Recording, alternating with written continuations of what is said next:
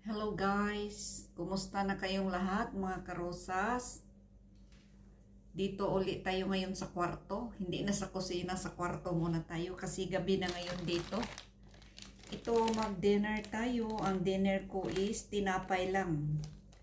Ito ang nabili ko kanina. Yung para sa atin ng Star Munay na matigas.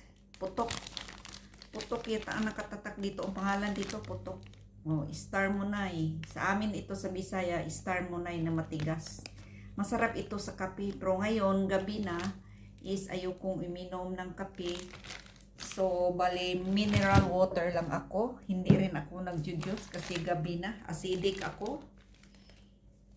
Tsaka ito, yung isa pang tinapay na bili ko sa Pinoy Market ko kanina, yung Ubi Halaya. Ubi halaya roll. Masarap din ito. Buksan natin. Kain tayo. Kumusta na kayo mga kapwa ko OFW? Anong hapunan ninyo? Ito. Ang sarap. Bango. Bagong-bago talaga. Kanina lang ito nagawa.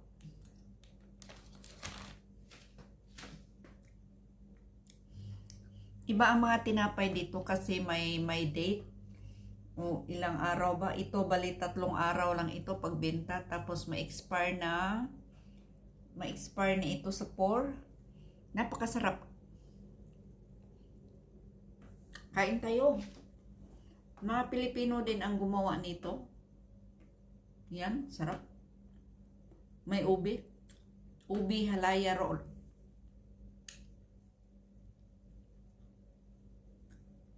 Matagal na ako hindi nakakain ng Pinoy food. Pinoy, ano ba yan? Pinoy bread. So, kanina naglakad ako.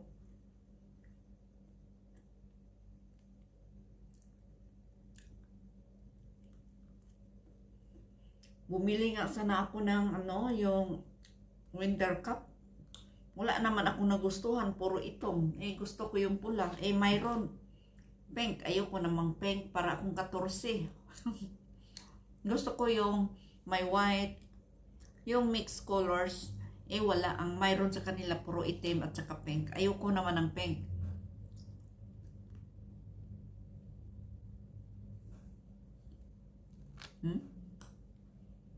Kain tayo. Dati ako sa kape, malakas ako sa kape.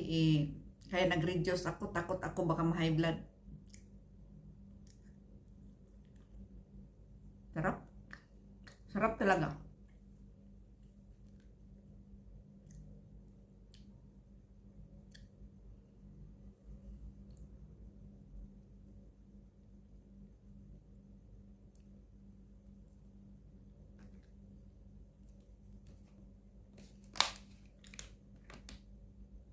Tubig lang tayo ngayon mga karosas.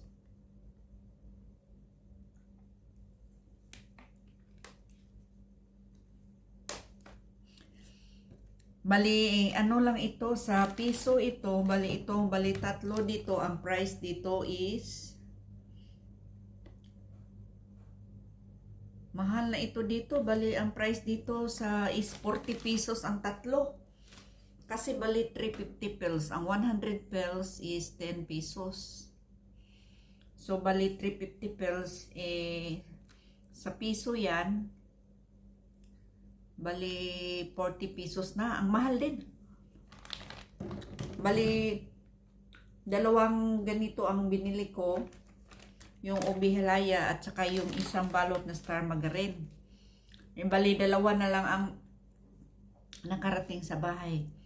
Kasi may nakita akong kabayan na sa lubong ko, parang ang lungkot-lungkot niya. Ay, hindi nga ako pinansin. Ako nga ang sumigaw, kabayan, kabayan, kabayan. Nasa lobong ko siya. So, bakit ka ba malungkot siya? Wala ate, naglalakad lang. Tapos yun, binigyan ko siya ng tinapay. Ayaw nga sana tanggapin. Sabi ko, hindi, sa'yo yan. Kasi parang malungkot siya, kaya binigyan ko siya ng isang balot ng tinapay. May bilhin daw siya. Sabi ko, anong bilhin mo pagkain siya? Hindi, may bilhin ako. Magbili ako ng, ano ba yung anuhan niya? Ay, magbili daw siya rin ng pagkain niya. Sabi ko, tinapay siya. Hindi, magbili daw siya ng sardinas at saka miswa para daw ulamin niya. Ko, sige, ibigay ko ito sa'yo. Tanggapin mo ha. Siya, wag na ate, tinatanggap. Binigay ko talaga kasi parang malungkot siya. Siguro na homesick yun.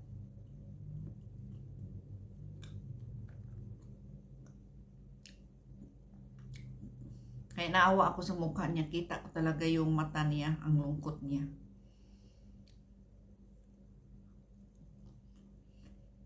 Hindi ko naman sabihin na mag-usap muna tayo. Hindi ko naman pwede sabihin kasi parang nagbadali siya. Awa din ako kasi kitang-kita ko talaga ang lungkot niya. Yan ang mahirap.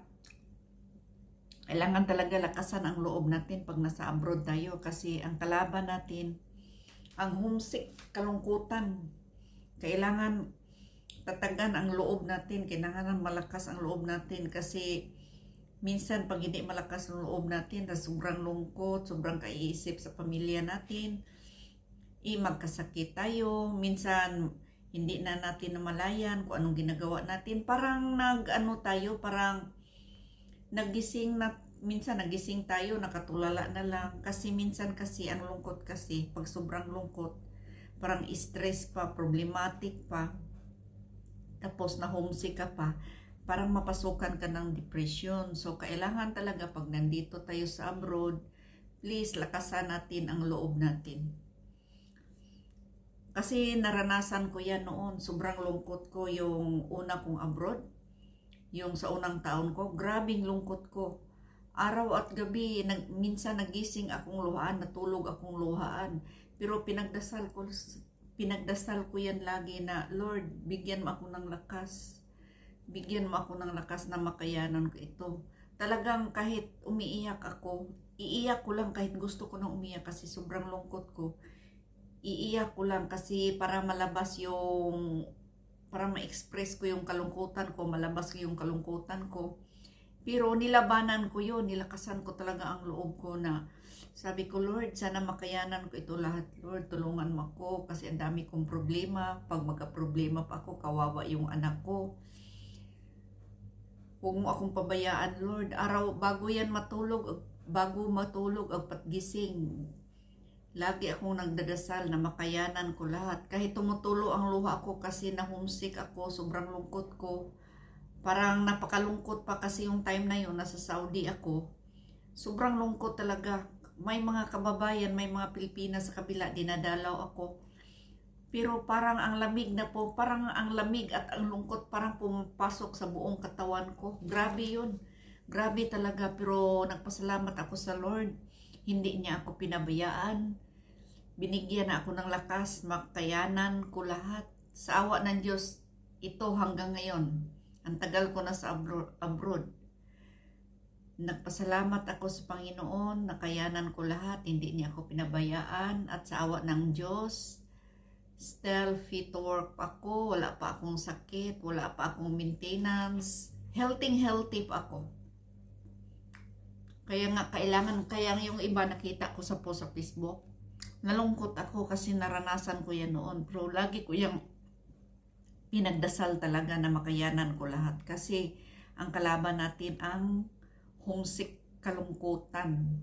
Para pa namang pumapasok sa buong katawan natin ang kalungkutan. Parang napakalungkot lalo na yung pagising natin. So please kabayan, lakasan natin ang loob niyo. Huwag tayong magpadala.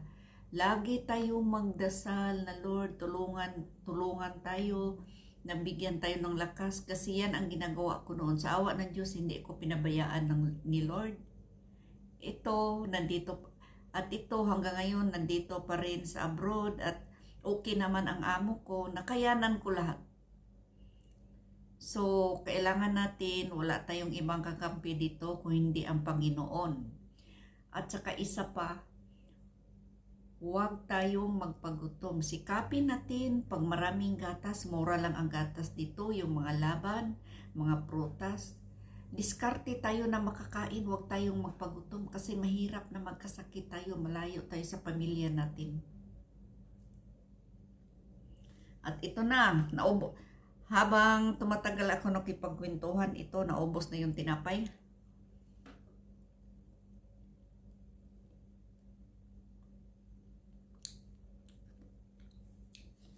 Hanggang dito na lang tayo mga karosas. Thank you so much for watching. Please don't forget to subscribe, like, share, and comment, and tap the bell para updated kayo sa sunod na mga videos. Bye bye everyone!